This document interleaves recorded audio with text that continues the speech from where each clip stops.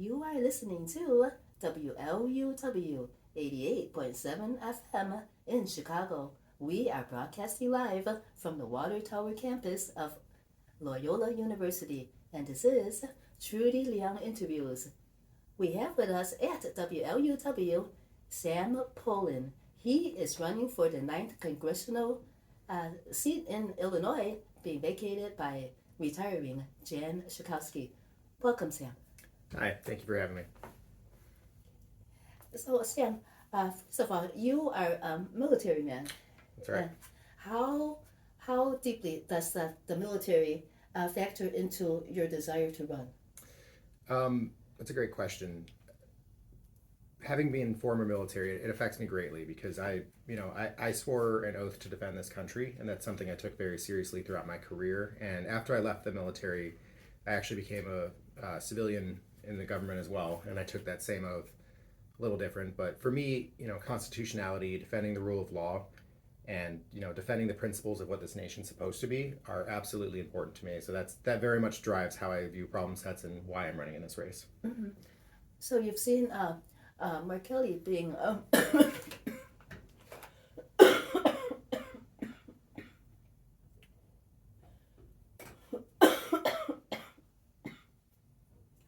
Mark Kelly being criticized for what he said. What's your opinion? Senator Kelly didn't say anything wrong. There's some criticism there that has to do with his delivery and kind of, the method he chose to go about it. But the reality is he said nothing that's incorrect. And when you enter the military, some of the first things they teach you the first week are that you can not listen to illegal orders, immoral orders, or unethical orders. And, for him to come out and say that, he's just repeating what's something that is already in law and a fundamental principle of the U.S. military. Mm-hmm. Yeah. No. When did you learn that? Was it in boot camp? So I was Army, so I was basic training, and that's I think the first week they teach you that, and it's actually, they give you these blue books that you're supposed to memorize, kind of cover to cover.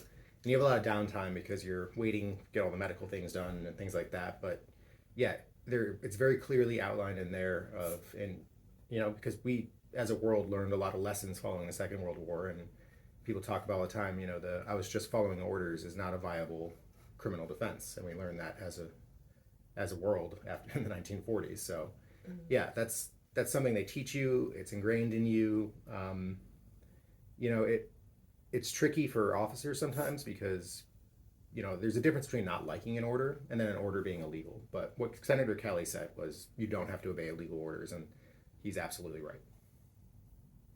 When soldiers get enlisted, they're so young, and perhaps they don't know enough about what the military stands for and what is an illegal order.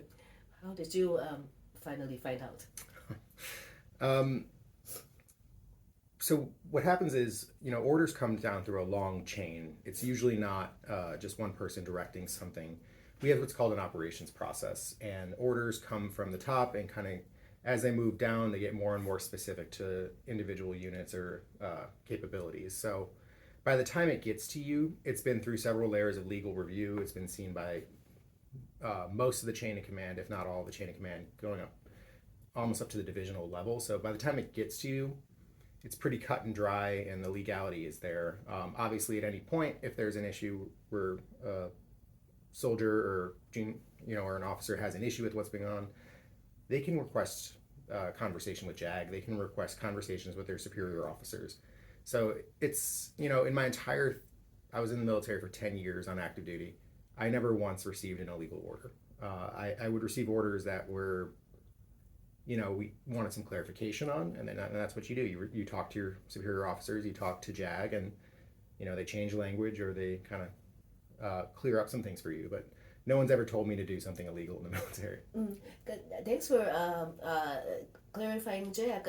At first, I thought JAG was more like what they did on the TV show. So this is included. Yes. So yeah, the TV shows, I know the show, and that's we've all seen A Few Good Men. That's the exciting version of it. But the reality is there's always a Judge Advocate General. So the legal team, they're always in the battalion level and then higher. and then their job is just to review the legality of things. Are they a phone call away? How does a soldier notify them? So they're not a phone call away for the average soldier, but if there's a real situation, they're not hard to get a hold of, and most of them have an open door policy because, again, no one wants to be on the wrong side of something like that.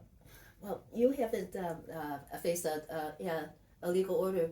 No. Have you heard about illegal orders before the recent 2 years? Yeah, so I've heard some orders that are questionable and definitely need further scrutiny, but something that I think a lot of people misconstrue about this administration is they say a lot of crazy things, but they do their homework and they justify things and they find their legal basis or justification. That doesn't mean it'll hold up in court later, but for the time being, that's kind of how they get around. So, but if you're referring to the secondary follow-up strikes on some of the drug boats and things like that, those are illegal, and I would not have supported something like that. Mm-hmm.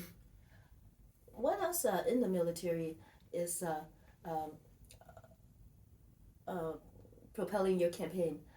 Tell us what you're running for, and I know that you want to help all constituents, but are you concentrating on some constituents that you see that they really need your support?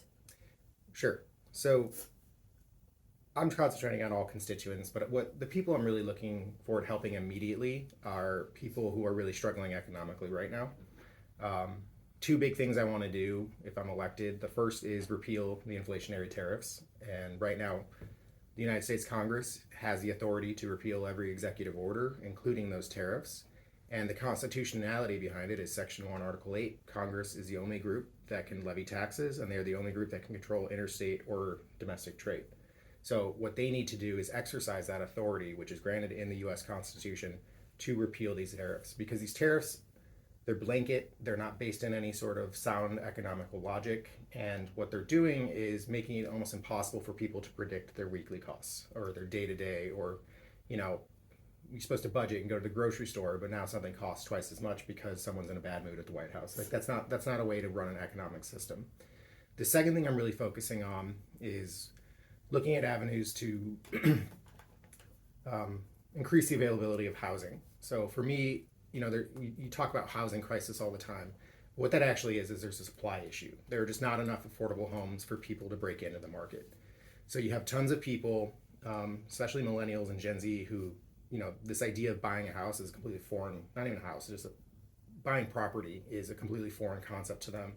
And the way I view it is this is the best, easiest, safest way to build equity in this country is to own something, put roots into it, put your money into it, put your time into it.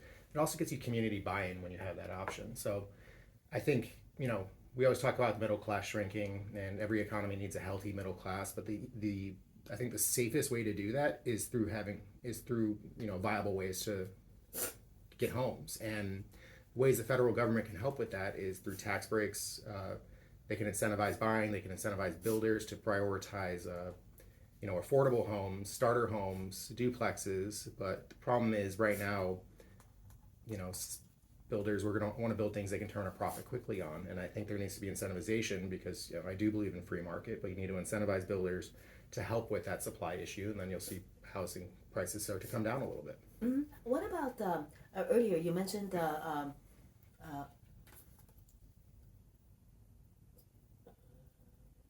tariffs. Mm-hmm. Why isn't anyone in Congress right now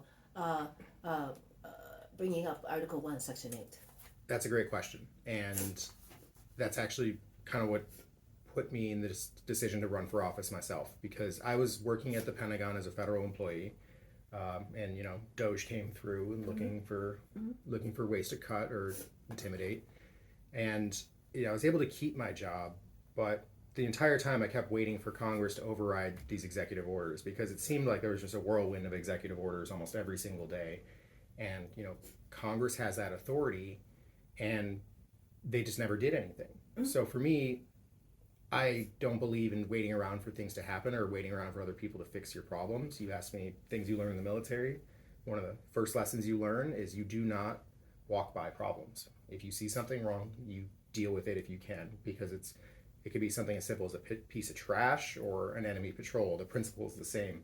You don't leave it for the next person. So for me, sitting around and seeing it in action drove me to start looking at options of how I could get involved.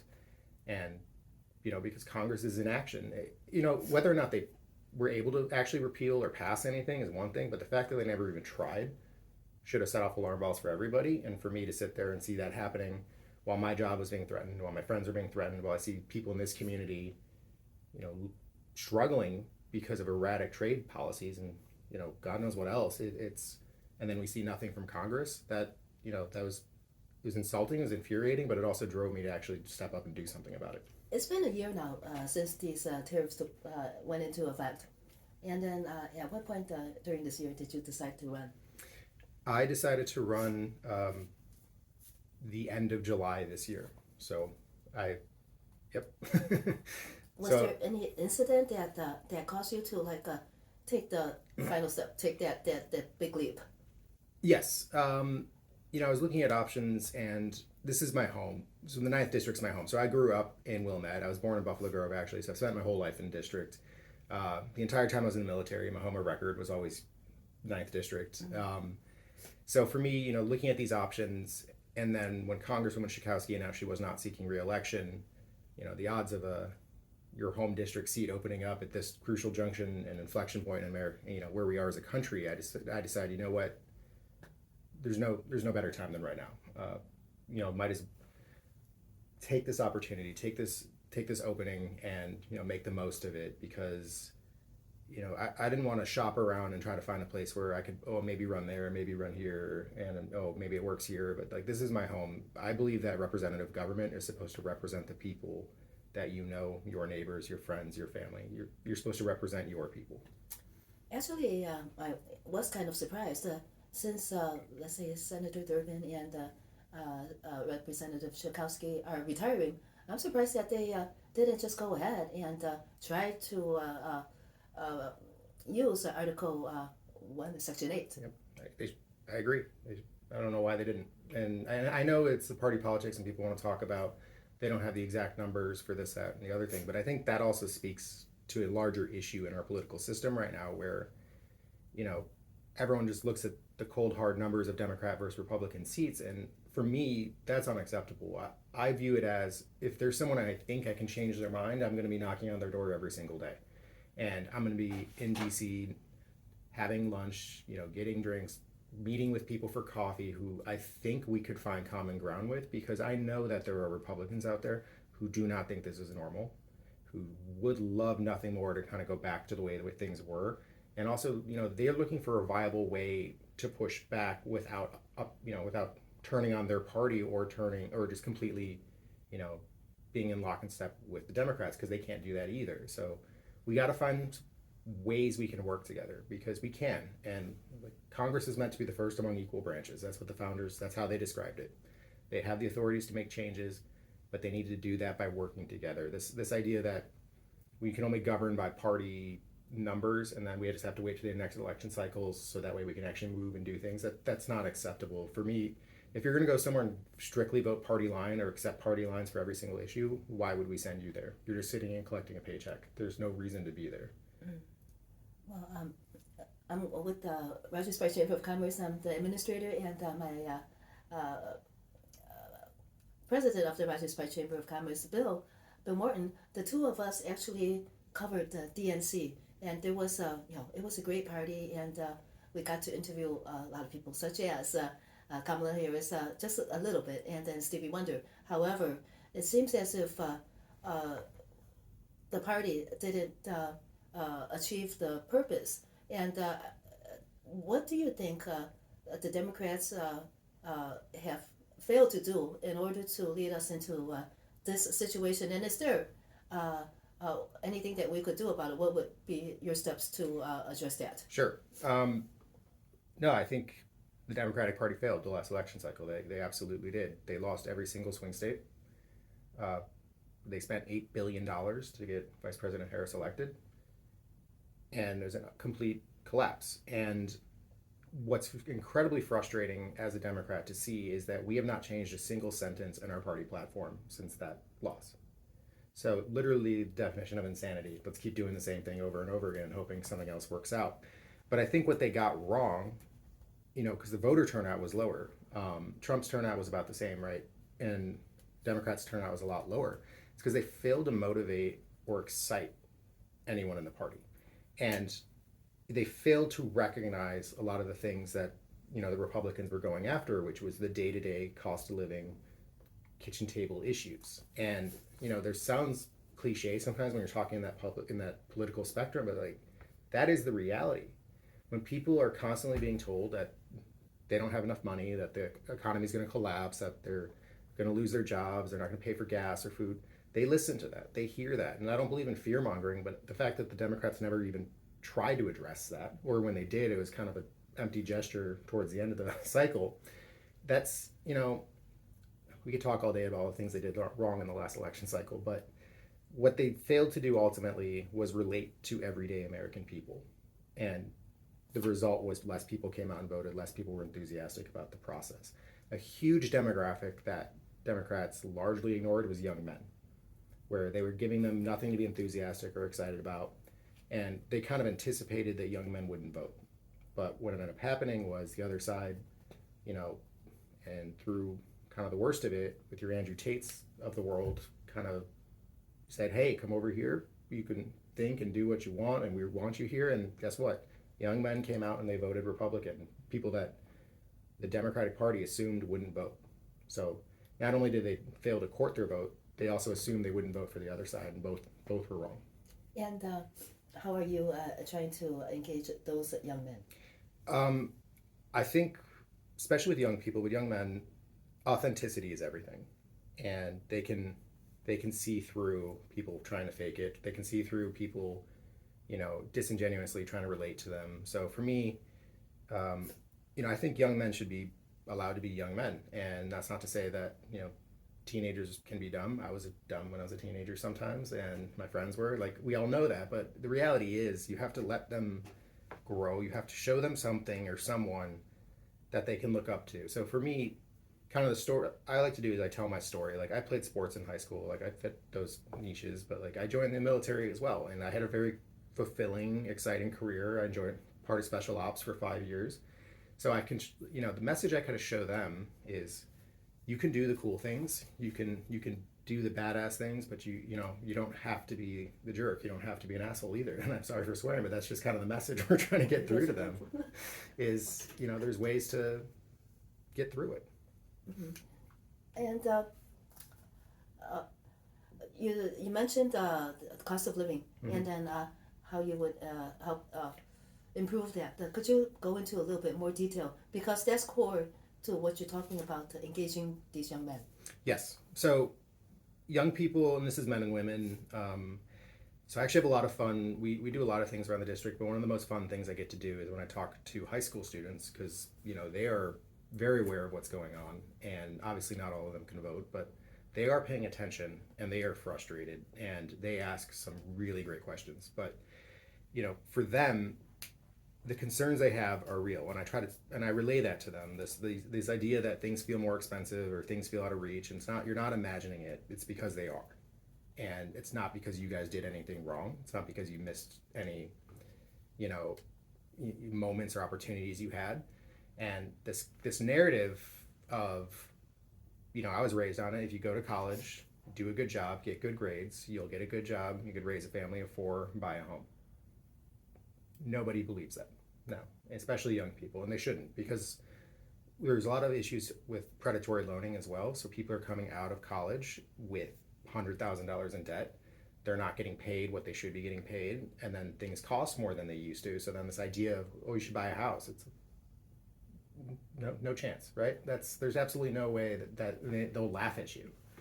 Or there's people want to talk about why young people aren't getting married anymore. It's the same reasons. It's people, this narrative that we were fed, and it's a great, it's not a bad life to live. It's a great thing to aspire to, but it's ignoring the realities of the world we live in right now. So for young people especially, they need access to, good paying jobs, but the cost of living needs to come down. And that, coming back to the housing thing is, we need more supply, we need more houses, we need more apartments, we need more, you name it, but we need that option for people out there so they can realistically start putting roots down and start investing in themselves and their futures. And I also think we need to push towards trade schools. I know the 4-year degree, I loved college, I loved learning. Like I still to this day, I read for fun and but that doesn't need to be everybody's path. I think there's a lot of great opportunities and great industries out there that are outside of the normal 4-year college path. Or, and I promise I'm not a recruiter for the Army. I tell people all the time, military is a great option if you're not sure what you want to do, if you want to develop some skills. But also just, I think we could also look at expanding national services and not just military. If you want, the military has the GI Bill, but we could also look at opportunities where federal service of some kind or state level service of some kind could help subsidize your price, your cost for college. I think that's a great option. I think it also teaches people. Is that available, or do you want to help implement that if you get into office? I would like to help implement that. There are a few programs here and there that I know of, but I think larger national level projects would be a great idea, and I think it also helps with people buy in with this country. And if they have skin in the game, if they're committed, it makes people more willing to kind of pay attention and be part of the civic process as well. Mm-hmm. I think the more engaged a population is, the higher quality candidates you're going to get, the higher quality vote turnouts you're going to get, and I think you're going to see a lot of things change in this country. Well, you have a lot of very, very good intentions, and you see what the problems are. How detailed is your plan of implementation? If you let's say you're in the seat now, you want it. Yeah. Definitely needs some work on the formal write-up process of it and the math, but there are lots of incentives that already exist. There are already government subsidies that already exist. There's also a lot of state or money for the states that has already been allocated that the federal government has not paid out yet, and that's a huge push. And I think that's part of your job of being a representative, is making sure that your state and your community are getting the assets that are entitled to them. Where could you find out the money that the state is owed? So there are lots of provisions that have already been passed. Some of the programs are escaping me the names, but basically, especially for like subsidizing housing, food, grants for refugees, things like that, it's just tied up in bureaucratic process and kind of gets looped around back and forth. And there's an issue with X, so we can't do Y, and it's kind of a long-standing process that happens. I think every state in the union has that same issue with the federal government, and I don't believe it's always malicious. I just think it's an inefficiency problem. Well, since it's such a widespread problem and it affects so many people, could you say that you're going to concentrate on that so to get that money out there? Yeah, I think streamlining government would absolutely be something everybody could get behind, and that's a bipartisan issue. I think that's a great idea. It's just pitch it that way. It's let's streamline this, but that doesn't mean blanket cuts and firing people the way they started doing it last year. It means let's look at the processes, let's see where money's available, because obviously the national debt's a huge issue, but it's not going to happen we're not going to fix that by firing federal employees and cutting programs, or cutting welfare programs and things that help the American people, because ultimately the government's responsibility, I don't care what government it is protect its people. It's take care of its people. That is its only function. And right now, we are not doing that. Well, let's put it this way.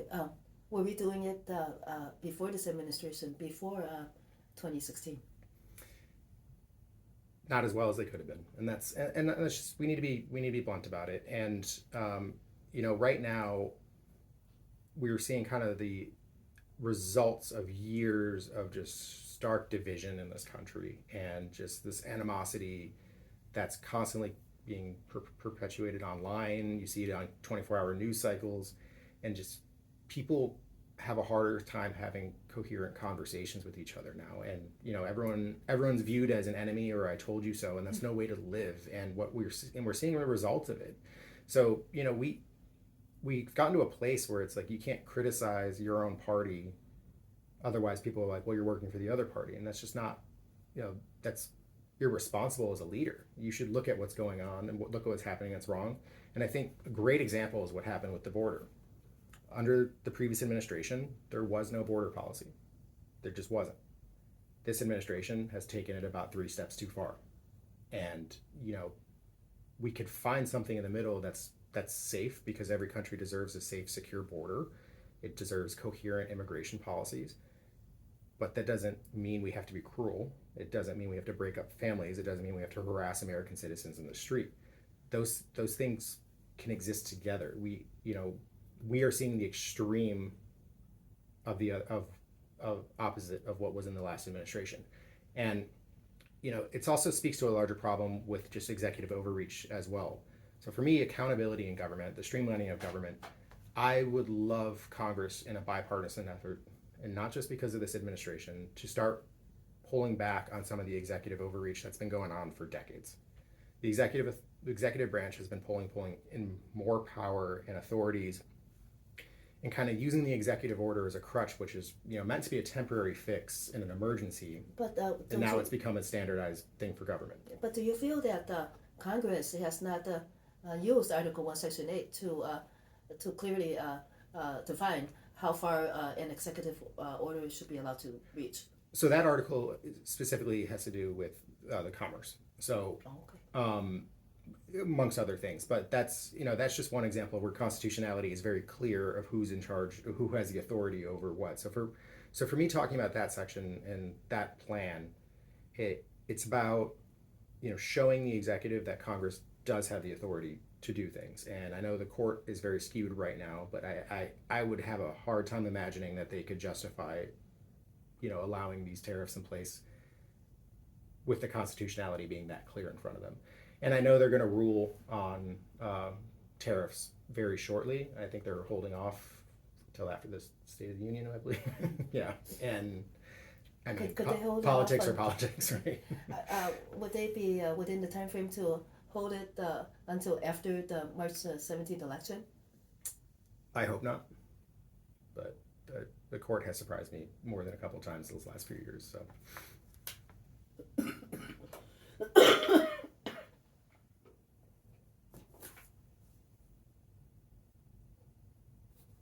So you mentioned that you spoke with high school students. Mm-hmm. So they see their parents are struggling, and right, it's that why they're concerned. So you spoke about increasing housing stock. Mm-hmm. So how to do that? So one of the easiest ways to do it. I mentioned incentivizing builders to build more starter homes. Yeah, and they don't turn as quick of a profit off of it, so they need the reason to do it. But so the government can incentivize that kind of project and that kind of program. But another thing they can do is there's a lot of red tape that currently exists that has to do with zoning laws that make things just more complicated than they need to be, which makes it harder to build, which makes it, since it's hard to build, we're going to prioritize projects that make us the most money, and that's kind of part of the process. So it's hard to build at scale. So a lot of the things that could be peeled back, have to do with how communities are kind of developed, but also, what that would do is actually diversify communities as well and have more diverse population, but also just different socioeconomic backgrounds. And the more diverse a community is, the more accessible it is. And I believe that. And, one of the things I would love to see happen is you see instances where teachers, firefighters, police officers, they can't afford to live in the communities that they work in. And I think there's a lot of ways we could kind of develop housing that's associated around professional workspaces that is accessible, that they could, take advantage of. Because right now, it goes back to that community buy-in aspect of it. If your police officers are local, your teachers are local, they have buy-in, but also the community trusts them more. So there's a lot of things we could do, but a lot of it has to do with, going back to this streamlining government, accountability, making things make sense, but it's removing a lot of red tape that slows down the building process. And it seems as if affordable housing is not really that affordable. Right. How could you address that?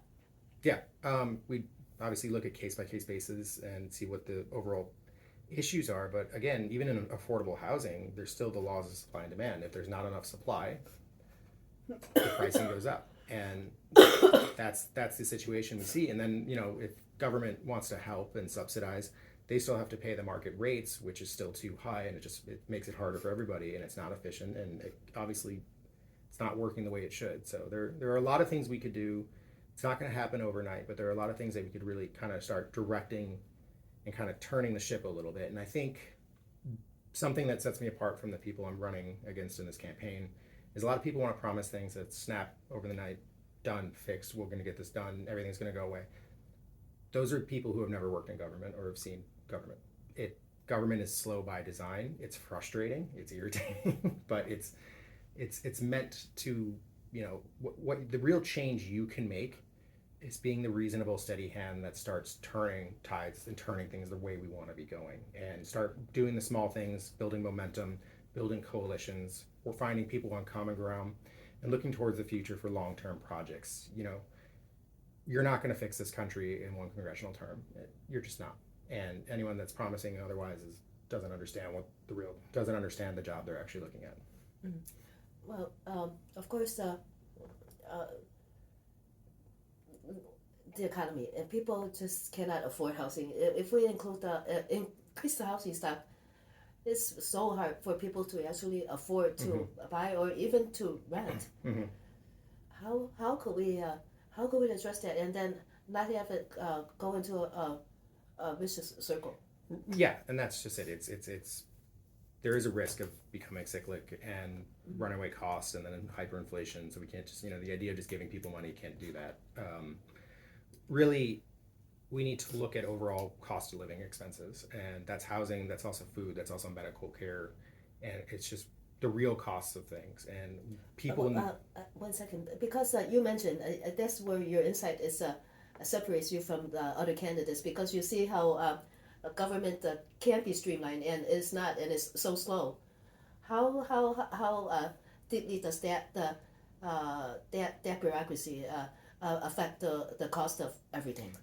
Very much so. So we see, healthcare is a great example with it. We see way too many middlemen, and why that's what drives up healthcare costs. Right now, our healthcare industry is a for-profit industry, and that's going to make things more expensive than they need to be. And it's not, ethically it's wrong, but how do we stop people from doing that? But that's going to take government intervention. And for this idea that being in the medical field is meant to turn a profit, that's a belief that these drug companies or these production companies have, because what they're seeing is, well, they can turn record profits off of things that are pretty cheap to make, and they keep the licensing. And that's part of the bureaucracy problem, is the way they stall the licensing releases, the way they stall generic drug releases, or they control market, or they buy out, or make negotiations to keep other variants off the market. And it's just, what you're seeing is supply is limited, prices go up, and they can do it because people have to pay for these drugs that they need to live. In other words, they're violating the Hippocratic Oath. So I don't want to say doctors are doing it, but I would say that there's a lot of middlemen that are driving up the prices and overcomplicating the situation. I know a lot of doctors, and I don't think that's what they're going. That's what they're trying to do. But it's ultimately healthcare. Someone has to pay for it, but healthcare shouldn't be something that you are struggling with. And this idea that right now in America, people debate whether or not they should go to an emergency room or call an ambulance in an emergency because they're scared they can't pay for their bills the next month. Like, that is not the country I grew up in. That is an embarrassment as a society.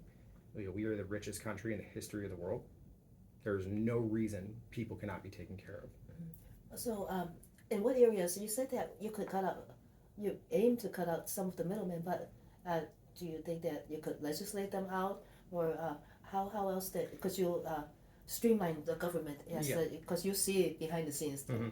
So I think something the last administration did, which I'm very much in favor of, was capping certain drug prices, and that gets rid of the profit margins that people are chasing. And what you'll see is, if this is a generic drug widely available for a set price, that kind of cuts out the competition there, and it makes it available and accessible for people. Do you mean that de-incentivizes the middleman to step into the picture? Yeah, that's a good way of putting it. Okay. Yeah, if there's no money to be made there, they're not going to do it.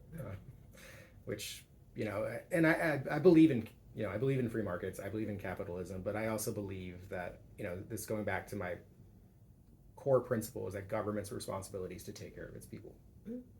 And well, the middlemen, if they make a lot of money, if the society is not in good shape, it doesn't really benefit them. No. If they're living in that society. Exactly. And a thriving middle class is healthy, is what makes economies healthy.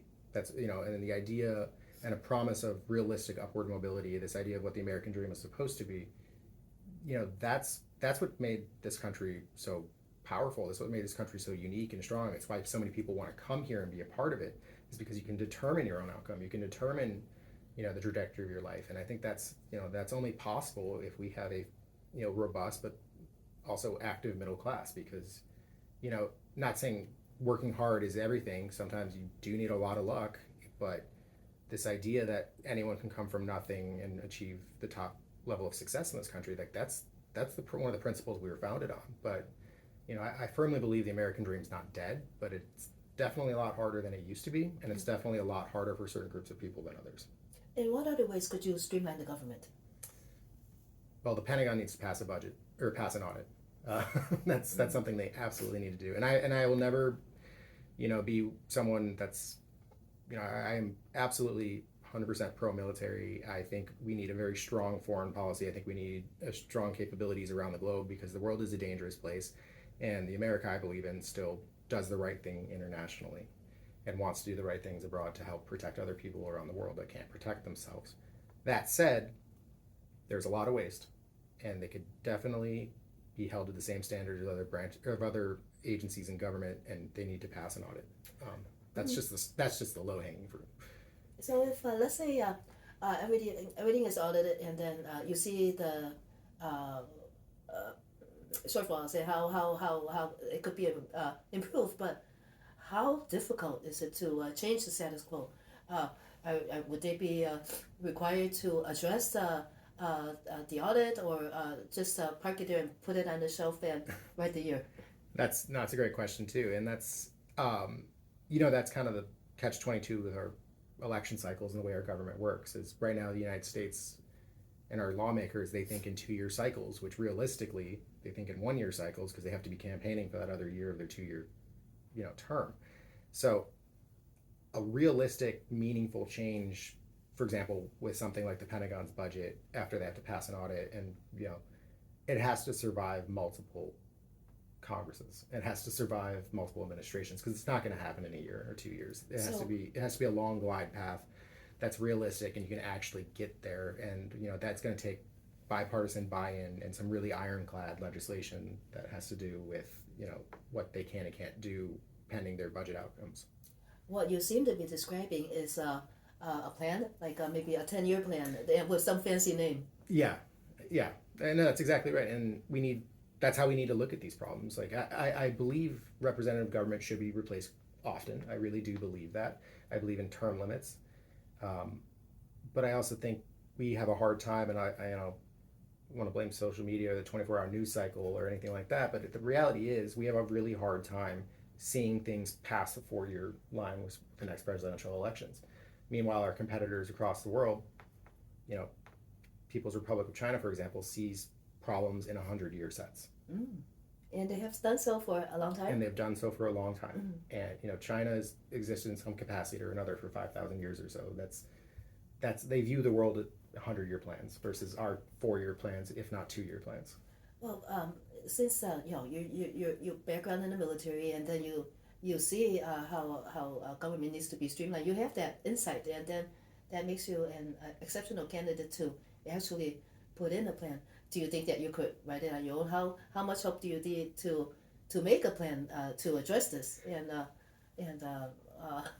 who could you find to as a coalition? Yeah, so it's definitely going to take bipartisan buy-in, and I refuse to believe that we can't listen or talk to Republicans anymore. And there's some people in this race, not just my race, but around other races, that they think Republicans are absolutely all corrupt to the core. We can't talk to them. We can't deal with them. There are many who I would not deal with, true. However, I think the majority of them still could be reasoned with and find ways that it benefits both sides. And we need to get out of this space of, zero sum, where we get everything we want, you get nothing you want, and it's because we won, we win, you lose. We need to get out of that. What we need to do is address things where every side can find something beneficial in it, and we need to be addressing problems under two very, a representative should address problems under two very clear guidelines. The first is, does this help my constituency? Second is, does this help this country? That's how they need to be assessing things. They need to get out of assessing it based on what makes the party happy, or is this a moral win on some global or some national stage or social media thing. We need to look at what actually works. And I think a real quick example, and this is not fleshed out at all, but let's look at updating the infrastructure in this country. We badly need new roads, new bridges, new railroads, new electrical grids. We are a bad storm away from real problems. And the way you sell it to both sides is that this is a national security concern. This is an economic security concern. This is an environmental concern. And if you want to even go the route of updating all these programs and systems, will take significant capital investment. These are all things that everyone should be on board with, and just across the board, Democrats, Republicans, upgrading our infrastructure is a good thing. Instead, we're combating each other over, whose idea it was or who gets to claim credit, and that's just not the right answer. The right answer is modernize, make it better, make it more efficient, and everybody benefits from that. Do you see any elected officials now in Congress that ascribe to your platform that we discussed in the last 20 minutes or so, whom you think you might be able to start that coalition? Yeah.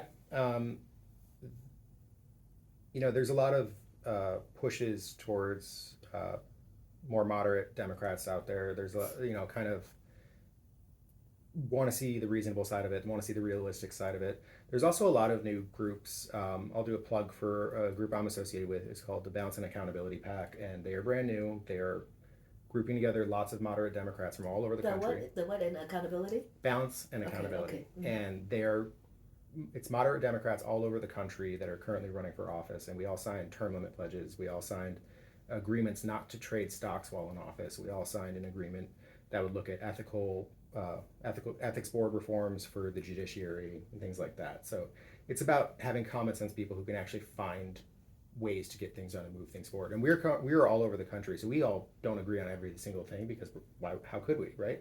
But what we understand is what government is doing is not working. What it's representing is not working. People don't trust it. And, restoring trust in our government sounds ethereal, but it is absolutely critical before we can actually get anything done in Washington. It's currently, so it's legal for legislators to trade in stocks, or they can't have a conflict of interest if they do trade in stocks. So legally, both are true. So that's my understanding of the rule, that if there's a conflict of interest, they're not supposed to be privy to information or make decisions. That's incredibly hard to enforce, especially through brokerages and families. And so I would push that Congress people are not allowed to trade stocks while in office. You can keep your portfolio. I don't think it's reasonable to ask anyone to get rid of the portfolio, but they should not be actively trading while in office. Yeah, and then it's so hard to enforce, because I could picture they will have their families and their friends doing it. Then how is one supposed to track that? It's almost impossible. It is. It's almost impossible, and I think that speaks to a huge frustration people have right now with our government and this country. Is that it seems like there's two different sets of rules. There's two different legal systems for people right now, and it's frustrating. And you talk to people on the street; they're incredibly jaded. They're incredibly turned off by the entire political process. They're kind of dissociating, but we can't afford to do that. We need people who are actively engaged. We need a civically minded population who pays attention, who votes frequently and regularly, not just presidential elections, because local politics matter so much for their people's day-to-day lives. And right now we have a early primary, but March 17th, I'm sure you listeners all know that, but it is early, but it's important that we have a high turnout, because this is a very important seat. Jan Schakowsky was in this seat for 28 years. She did a wonderful job. She was a trusted entity. Now we're going to have somebody new who, God willing, is not 28 years in the seat, but we're going to have somebody new there, and it's important. Well, she has done a good job, but evidently the problems that you described are there, and she hasn't really done anything to address those problems so that they could improve the lives of the 9th District. Yeah, you know, the world in the country has changed significantly in the time that she's been in office, and I think that's also kind of part of this conversation of we need realistic conversations about term limits because we need people to represent their constituency. And, I think 73% of people in Illinois want a younger generation in office right now, which, I'm new to the politics game, but you don't ignore 73% of anything. Mm-hmm. And yeah, go ahead. No, it's, the world is complicated, and a big thing that we've lost sight of, and especially with, situation in the streets with ICE, how expensive everything's gotten, and those kitchen table issues are the critical factor which determines people voting. But what we need to recognize as well is that the world has not stopped spinning in light of all this other stuff, and that our adversaries are still out there, still working, still advancing their goals. And every step we take back on the international stage makes it harder for us to get back in the future. And we are not doing justice to the people that we made promises to our allies, to supporting the international community, to honoring our treaties. We are doing irreparable harm to our reputation and standing in the world. And I believe the world is a safer place with a strong, reliable United States. I really do. And that, that's my older school military type thinking, but that's global success after the Second World War. Yes, there were wars. Yes, there's violence, but in terms of grand scale, it has never been more prosperous and relative peaceful stretch in human history. Mm-hmm. So it's not all the U.S. It's people progressing, but I think a strong, reliable United States is essential to any sort of global stability. Mm-hmm. Well, you mentioned term limits, but you also are describing this kind of a plan that will take a long time yes. to streamline government. So what would you say? How long do you think it will take you to work with your fellow legislators to, let's say, bring the bill out of committee and onto the floor? Yes. It could take time, but there are also procedural ways we could force something out of committee with 17 now, I guess, because there's a vacancy. Signatures could force something out of committee, and it could bring it to the floor. And whether or not it passes is one thing, but what it does is it shows the American people that Congress is working and actually trying to correct problems and actually trying to move things forward. And the other thing it does is when you get it out of committee, it forces people to be on record with their vote. So it shows their constituency exactly where they are instead of dodging or hiding behind committee and saying, oh, it's never going to get to the floor, I don't have to worry about it. Because a lot of people kind of hope, there's some legislation out there that some people hope never sees the floor because they don't want to upset their party, but they also don't want to be seen voting or not voting for something like that. Then they're really not doing their job. No, because they're not. Because your job is to vote on whether or not this helps your constituency and helps the people of the United States. That's your job as a representative. And it is a difficult job. Yes, it is.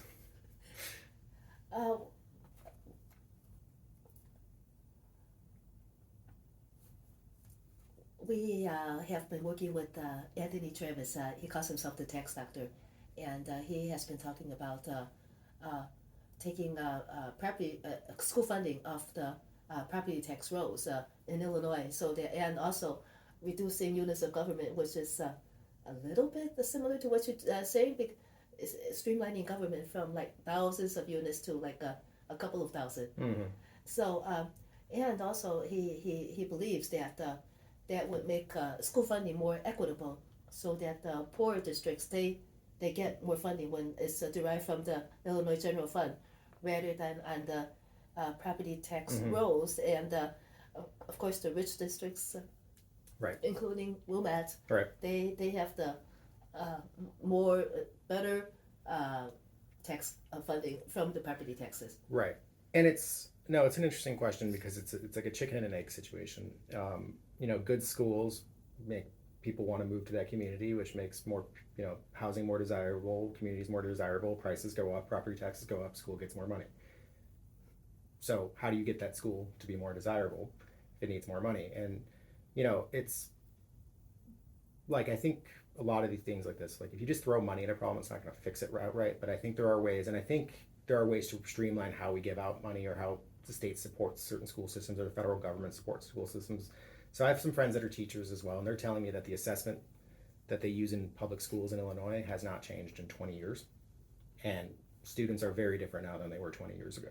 And we need to kind of recalibrate how we're assessing schools' capabilities, credibility, and functionality, and really, update our assessments before we start looking at how to give people money. But I personally believe struggling schools, investing in them to make them a stronger school is not a bad thing. I think that helps the community as a whole. I think that is a great way to help build up a community, especially one that's, lower income, because if you want people to want to be there. Yeah, what I actually was describing was that get the school funding off property tax bills. Now, our property tax bills, I think like about maybe if more than 50% or about 70%, I can't remember the exact number, is going to schools. So, I view school like taxing part of property tax assessments, and I view schooling as part of that. I view public schools as part of the infrastructure.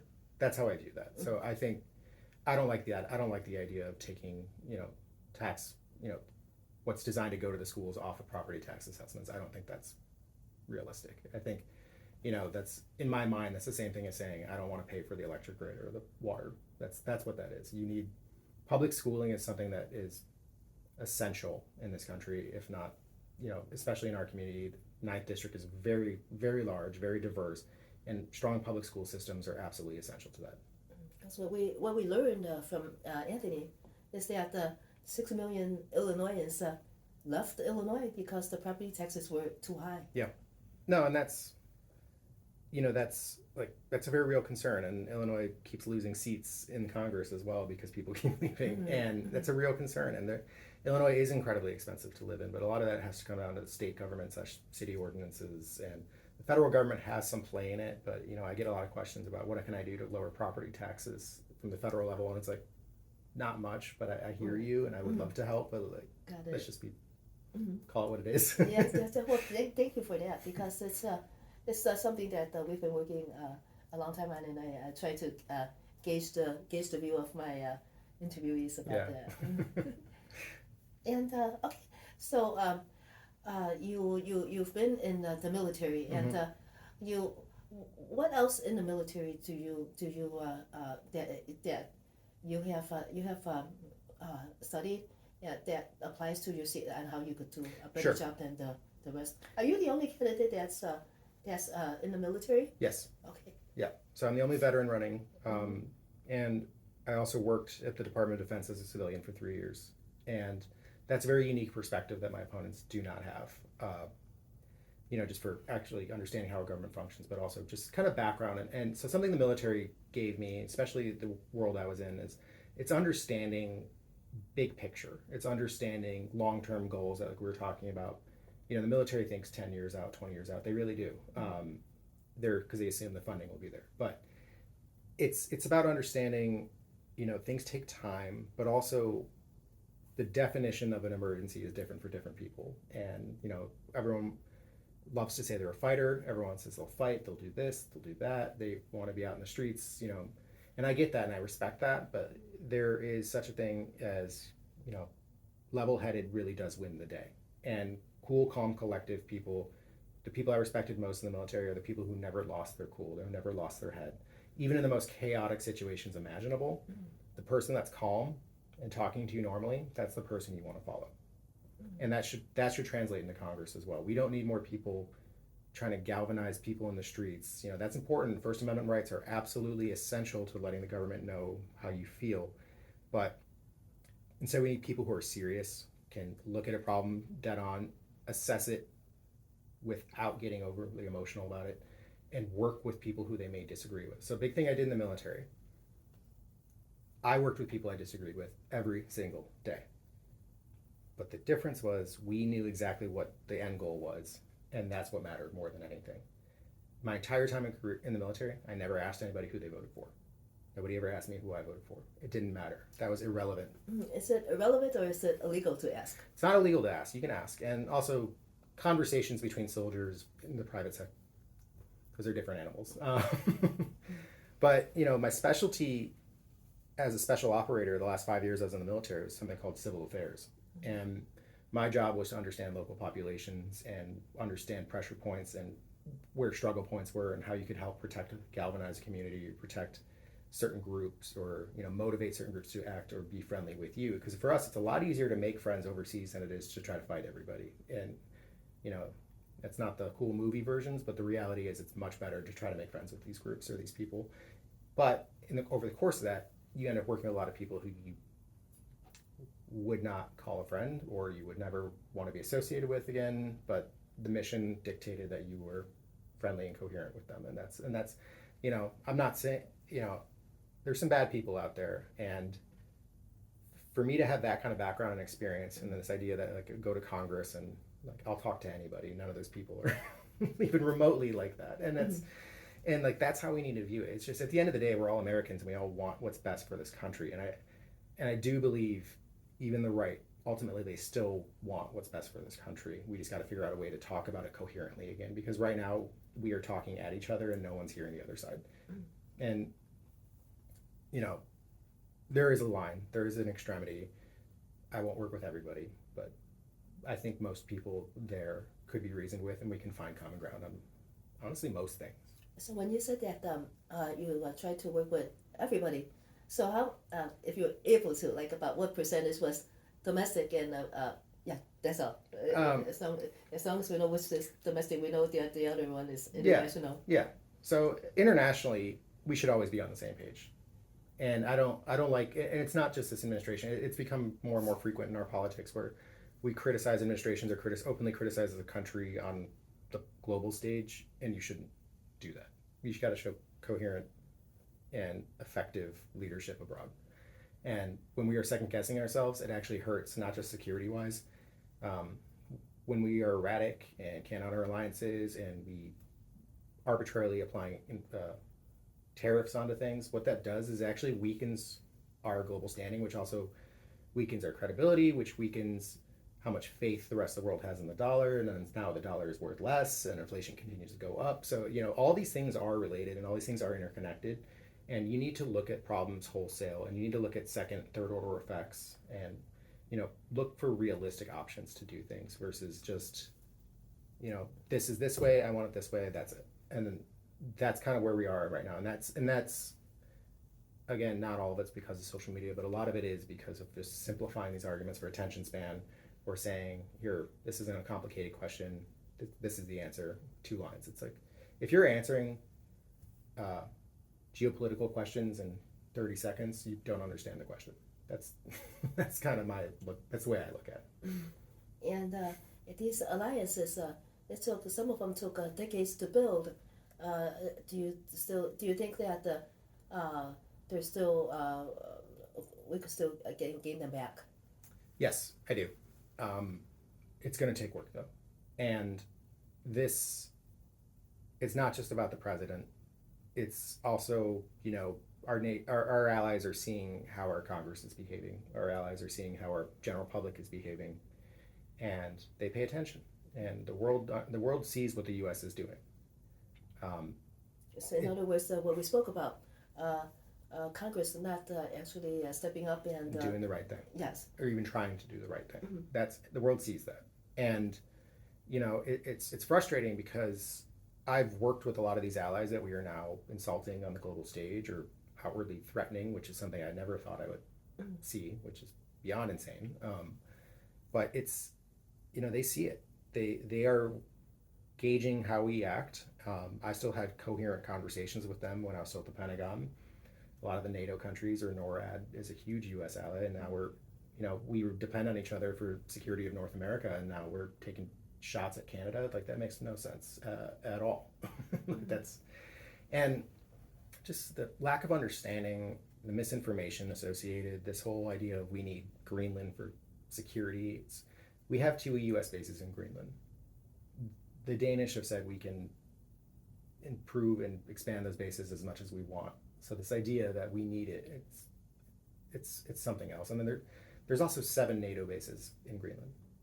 So so this idea that it's for our security, we have to seize it, it's not. And and the world knows that too, and they are watching how our country reacts to this kind of stuff too, because they want to know if they can trust us in the future. They want to know if we're a dependable ally. And the fact that there were war games being planned by NATO countries that we were not being included or invited to is horrifying. We are not safer on our own. We are not a more secure country without our allies. That's just insanity. Mm-hmm. So let's say you win the election, and then your first day of business, what would you do? First day, I would go and introduce myself to as many representatives as I possibly could, because I think interpersonal relationships still go a very long way in this country, and that's how you work with people. If you're talking through a screen or over the phone or texting at somebody, that's not a relationship. I mean, it's important, but go meet these people. Go sit down with them. Go figure out what you do and have in common, the things you both like. And then, the more you understand somebody, the more friendly and familiar you are with them, the easier it is to work with people. The easier it is to understand compromise, the easier it is to pitch compromises, because you know how these people think. So that's first thing I'm doing, is going to meet as many of them as I can. Mm. And what about day 100? Day 100, talking about the procedural capabilities we have, what I would really love to have happened by then is that we force what was taken away when Roe v. Wade was overturned. What I would love to see happen is to see all those rights codified in law. And I think going back to, doesn't matter if it gets passed or not in this iteration, what it does, and if we force it out of committee with signatures, what it does is it puts it on the floor, because I know over 70% of Americans support those rights. Make these legislators who openly now have to vote no. I think most of them will vote yes, truthfully, but make the ones who want to vote no still, make them on record, make them answer to their constituency. So right now, there's no move at all from any of the sitting congressmen to codify? I haven't seen any very credible movements yet. I'm not going to say no one's working on it, but I haven't seen any large movement towards that yet. Okay. Well, Sam Polan, who is running for the 9th Congressional District, if our listeners want to learn more about you, where should they go? So you can go to my website. It is www.sampolan.com. Spell. SAMPOLAN.com. And we are also on Facebook, Instagram, Twitter, TikTok, but we're most active on Facebook and Instagram. So we also have a very robust staff who will respond to your emails, probably more than they should. No, we have a great team who's very active, and they're always monitoring inboxes. And we also have a great team who monitors our Instagram and will respond to direct messages pretty much anytime. How your volunteers, are they some of your fellow veterans? Say that again? Your volunteers, are they some Yes. of your fellow veterans? Yes, they are. So some people I served with in the military were more than willing to help me out, and I take it as a great compliment, because they know me, and they know me in my professional space, and the fact that they're willing to give up what they were doing to come help me with this means a lot to me, and it's incredibly important, because these are people who understand what's at stake right now, and these are people who signed up to defend this country and protect what they care about. So it's a great compliment to have them. We've been endorsed by Illinois Veterans for Change, which is the largest veteran group in Illinois, and they've been a tremendous help and a great organization. So they have a lot of great candidates as well. I suggest people check them out too. Okay. Again, what is the name of the group? Illinois Veterans for Change. Thank you so much, Sam Polan. This is WLUW 88.7 FM, broadcasting live from the Water Tower campus of Loyola University.